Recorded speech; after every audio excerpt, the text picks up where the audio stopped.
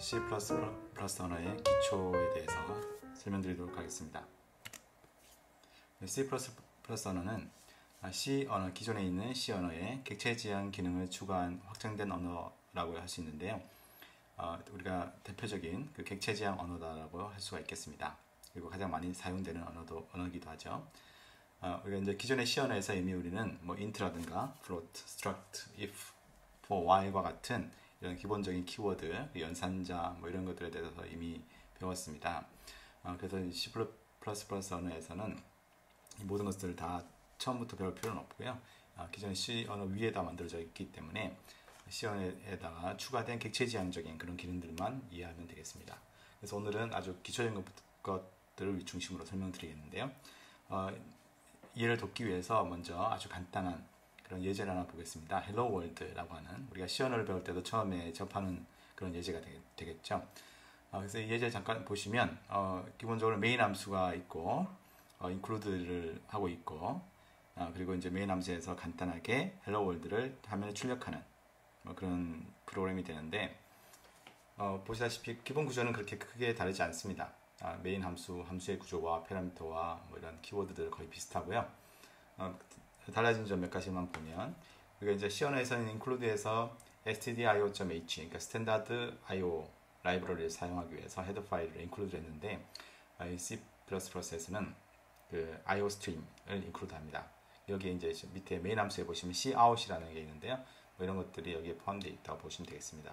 그 cout을 보시면 이게 이제 기존의 C 언어에서는 print 함수를 썼었는데 여기서는 print 대신에 그 cout을 써서 화면에 문자를 출력할 수가 있습니다. 그리고 또 한 가지 include 문장 밑에 보시면 using namespace std 뭐 이런 것이 있는데요. 이것은 이 std라고 하는 것은 STL이라고 해서 Standard Template Library의 내용들을 갖고 있는 그런 namespace에 해당됩니다. 우리가 이제 그 C++에서 보시는데 말에 이 STL이라고 하는 라이브러리가 표준 C++ 언어에 포함이 되었습니다. 그래서 기존에 우리 그 컴파일러나 이런 데 C++ 컴파일러들은 대부분 이 STL 라이브러리를 포함하고 있고요. 이렇게 추가된 기존의 C++에다가 추가된 이 라이브러리를 사용하려면 이 std라고 하는 네임스페이스를 사용해 주셔야 됩니다. 이 부분에 대해서는 다음에 좀 더 깊이 공부할 기회가 있기 때문에 다음번에 보도록 하겠습니다. 그래서 간략하게 이 정도 거의 뭐 C 언어에 가깝지만 살짝 뭔가 좀 달라졌다 이렇게 이해하시면 되겠습니다. 첫 번째로 그 달라진 점을 살펴보면 일단 함수에서 그 매개 변수를 전달하는 그런 방법인데요. 왼편에 보시면 reference variable이 있고요. 오른편에는 pointer가 있는데 함수에서 reference 그 매개 변수를 전달을 할 때 C 언어에서 가장 기본적으로는 아시다시피 call by value 방식을 사용합니다. 그래서 그냥 int a, int b에서 값만 넘겨주는 거죠. 이렇게 했을 때 문제가 생기는 것은 이 함수를 호출하면서 이 매개 변수를 전달했던 원래 변수, 뭐 상수일 수도 있지만 만약 변수를 넘겨줬다면 원래 가지고 있던 변수의 값은 변경되지 않는 거죠. 물론 항상 변경할 필요가 없죠. 대부분 변경할 필요가 없습니다. 그런데 여기 있는 예제처럼 이 swap이라고 하는 함수처럼요. 이 swap 함수는 a와 b의 값을 서로 바꾸기를 원하는 거죠. 근데 이 바뀌면 이 함수를 호출했던 원래 변수의 값도 바뀌기를 기대하고 이 함수를 호출하는데요. 근데 이제 call by value를 사용을 해서 바깥에 있는 함수를 호출할 때 넘겨졌던 매개 변수들의 그 값이 바뀌지 않으면 이 swap이라고 하는 함수의 목적을 제대로 달성할 수가 없습니다. 그래서 함수 내에서 변경된 내용이 함수 밖에서도 적용이 되게끔 하기 위해서 우리가 이제 쓰는 방법이 C 언어에서는 오른편에 있는 것처럼 포인터를 사용했습니다. 포인터가 그 변수의 주소를 가지고 있기 때문에 주소를 넘겨줘서 그 원래 변수들의 값들을 바꿀 수 있게 이렇게 하는 것이고요. 오른쪽에 보시면 오른쪽 그 swap 함수 아래쪽에 보시면 사용 방법이 나오죠. 여기서 m과 n이 이제 원래 값을 갖고 있던 변수들입니다. 그래서 m과 n의 주소 연산자를 사용해서 주소를 swap에다 넘겨주는 거죠. 그럼 swap 안에서는 이 주소를 가지고 그 원래 m과 n을 물론 여기서는 이제 매개 변수로 a와 b라는 이름을 가졌지만 이 변수들은 m과 n의 주소를 갖고 있기 때문에 이 a와 b를 통해서 m과 n을 직접 억세스해서 이들을 교환할 수 있는 것이죠. 값을 서로 교환하게끔 할 수가 있습니다. 이것이 이제 C 언어에서 썼던 방법이고요. 이 레퍼런스 방식은 call by reference라고 해서 이제 C++에서 이제 추가되었습니다. 그래서 왼쪽에 보시는 것처럼 포인터를 쓰지 않고 포인터 대신에 reference 연산자를 붙여줍니다. int reference A, int reference B 이렇게 해주면 코드 내에서는 A, B라는 변수를 그냥 일반 변수처럼 사용하면 되죠. 일반 변수처럼 사용하게 되면 이 변수들이 A, B가 단순히 일반 변수로 독립적인 변수처럼 보이지만 아래에 있는 swap에 mn을 넘겨주시면 이 mn의 레퍼런스를 A, B가 갖고 있어서 A와 B가 바뀌면 mn도 같이 바뀌게 되는 거죠. 네, 이런 방식으로 해서 call by reference를 추가적으로 구현을 하고 있습니다. 네, 그래서 이제 call by reference 이런 식으로 구현이 되겠고요. 또 한 가지 이제 재밌는 것은 이런 reference 기능이 함수의 return 타입으로도 제공이 됩니다. 여기서 이 max 함수는 x 두 개를 x와 y 좀 스펠링이 틀렸는데요. x와 y를 받아서 call by reference로 받아서 레퍼런스 변수로 받아가지고 매개 변수로 이 두 값 중에서 큰 값을 리턴해 줍니다. 그러면 이제 x가 크면 x 변수를 넘겨주고요. y가 크면 y 변수를 넘겨주는데 넘겨줄 때 그냥 int를 넘겨주는 것이 아니고요. int를 넘겨주게 되면 어떻게 되냐면 return x 그러면 x가 갖고 있던 값을 복사해서 넘겨주는 거거든요. 네, 그런 방식인데 지금 여기처럼 return이 int의 reference가 돼버리면 x의 reference를 넘겨줍니다. 네, 그래서 max a, b는 reference를 갖고 있기 때문에 우리가 그 assignment 연산에서 L value로 사용이 가능하거든요. 그래서 아랫부분에 보시면 이 max 함수를 사용을 할 때 max a, b assignment -1 이렇게 이제 코딩을 하게 되면 어떤 일을 하게 될까요? 그 a, b 두 개의 변수가 이미 위에 이제 선언이 되어 있겠죠. 메인 함수에서 다른 함수에서 외부 함수에서 선언이 되어 있으면 a, b 중에 큰 값을 가지고 있는 변수의 레퍼런스가 max에서 넘어옵니다. 예를 들어서 a가 10이고 b가 5였다. 그러면 이 함수의 결과는 a라는 변수의 레퍼런스가 넘어오죠. 그래서 a는 이 함수의 결과는 a에 -2를 집어넣는 어사인하는 그런 결과가 나타납니다. 반대로 만약에 b가 더 큰 값을 가지고 있었다면 b에 -1을 어사인하게 되죠. 자, 이렇게 함으로써 아주 다이나믹하게 이런 어사인을 할 수 있게끔 할 수 있는 그런 결과가 나타납니다. 자, 이런 형태들이 이 레퍼런스 방식의 매개 변수와 그리고 리턴 타입을 지정하는 이런 것들이 C++ 언어에서 아주 많이 사용되는 굉장히 활발하게 사용되는 방식이다 이렇게 보시면 되겠습니다. 그리고 또 하나 이제 새로운 함수와 관련된 새로운 기능이라고 보면 함수 오버로딩인데요. 아주 매우 강력한 기능이라고 볼 수 있죠. C 언어에서는 없었던 기능이 물론 없었던 기능입니다. 여기 예제를 먼저 보시면 아는데요. 첫 번째 함수가 int add라는 함수가 있습니다. 그래서 매개 변수가 int a, int b 이렇게 해서 두 개의 매개 변수를 받고 있는 add가 있었고요. 두 번째 줄에 보시면 int add인데 매개 변수를 a, b, c 세 개를 받고 있습니다. 자, 이 두 함수를 이렇게 선언하게 되면 C 언어에서는 함수 이름을 중복해서 사용할 수 없기 때문에 에러가 나겠죠.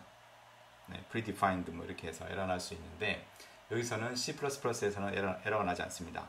그 이유는 이 매개 변수가 타입이 다르거나 또는 개수가 달라지면 같은 타입이더라도 지금 이 두 개의 예제처럼요 전혀 다른 함수로 인식을 합니다. 세 번째 함수는 더블 리턴하는 add인데 더블 x 더블 y죠. 매개 변수 개수는 두 개지만 타입이 더블로 바뀌었기 때문에 그래서 지금 세 번째, 네 번째, 다섯 번째 모든 이런 함수들이 다 add라는 함수가 존재하게 되는 것이죠. 실제 사용할 때는 이 함수를 호출할 때 매개 변수를 어떻게 넘겨주느냐에 따라서 아래에 보시는 것처럼 해당 함수가 호출되는 그런 방식으로 함수의 오버로딩을 제공하고 있습니다. 그리고 이제 포인터에 대한 부분도 좀 우리가 약간 변화가 있다고 보시면 되겠는데 특히 함수 포인터를 동적으로 할당하는 그런 방식의 좀 변화가 있습니다.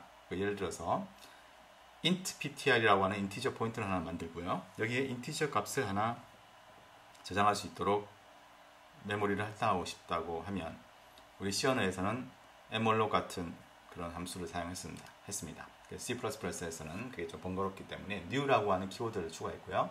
그래서 그냥 int ptr은 new int 이래버리면 int ptr이 인티저 하나를 의 변수를 가리키는 그런 포인터가 되고요.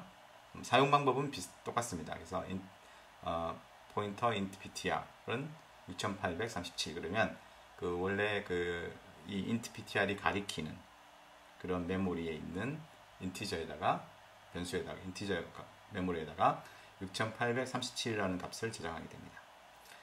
그리고 이렇게 인티저 int 포인터를 다 사용하고 나면 new로 만들어진 포인터는 반드시 delete 아래에 있는 delete라는 키워드를 이렇게 지워주게 되겠습니다. 그 밑에 보시면 약간 재밌는 게 있는데 int other var 이라고 해서 변수를 하나 만들었고요. 여기에 5라는 값을 집어넣습니다. 그리고 int ptr에다가 other val의 reference를 넘겨주게 되면 여기서는 reference가 주소가 되겠죠. 그럼 int ptr은 other val의 주소를 가지고 있게 됩니다. 그러면 이제 int ptr이 처음에는 자기가 만들었던 메모리를 가리키고 있다가 6837을 가지는 근데 other val의 주소를 가지게 되기 때문에 이제 다른 곳, 그러니까 5라고 하는 값을 가지고 있는 메모리, 그 변수를, 인티저 변수를 가리키게 되는 것이죠. 이런 식으로 포인터는 주소를 변경할 수가 있습니다. 네, 이와 비슷하게 이제 비슷한 포인터 연결되는 개념이 이제 배열인데요. 배열의 할당 방식도 좀 약간 변화가 생깁니다. 그래서 스택 할당은 똑같고요. 스택 할당할 때 int array라고 해서 10 그러면 10개가 만들어지고 여기에 값을 넣을 때는 뭐 이런 방식으로 인덱스를 줘서 값을 넣을 수 있습니다. 자, 힙을 만들 때는 new라는 키워드 아까 앞에 포인터 그 메모리 할당할 때 사용했던 new라는 키워드를 그대로 사용을 하는데요. int array는 new int하고 이제 개수를 써주시면 됩니다. 그러면 10개의 인티저가 이렇게 생성이 되고 주의할 점은 이 메모리 그 array를 다 쓰고 이걸 이제 지우고 싶을 때는 delete하고 int array를 해주는데 배열일 경우 앞에 예제 같은 경우는 이게 하나의 값만 가지기 때문에 뭐 이런 방식을 쓸 필요가 없고요. 배열일 경우에는 이것이 하나의 값이 아니라 여러 개의 값을 가지고 있는 배열이다라는 것을 명시적으로 알려주기 위해서 배열 연산자를 이렇게 delete 뒤에다 써주게 됩니다. 만약에 이것을 안 써주고 delete를 하게 되면 이 10개의 인티저 중에서 맨 앞에 있는 하나만 지우게 되죠. 그럼 9개가 메모리에 남아있게 됩니다. 그런 것 매우 중요한 사항이기 때문에 꼭 반드시 delete 뒤에 연산자를 배열 연산자를 사용을 해서 배열 인덱스 연산자를 사용해서 정확하게 동적 할당된 배열을 지울 수 있는 것이 중요하겠습니다. 네, 구조체에 대해서 한번 살펴보겠습니다. 이 구조체 개념은 우리가 이미 C 언어에서도 매우 잘 정의가 되어 있고 많이 사용되었던 개념인데요. 예를 들어 struct student라고 구조체를 하나 선언하면 이 구조체 안에다가 우리가 여러 가지 자료 구조를 만들 수 있습니다. 그래서 뭐 캐릭터, 배열, int, float 뭐 이렇게 선언했는데 근데 문제는 이제 사용하는 방법이 좀 다른데 우리 C 언어에서는 이게 구조체라는 것을 의식을 해서 struct student A 이렇게 해서 이 student 구조체를 모양 타입을 가지는 A라는 변수를 만들어줬습니다.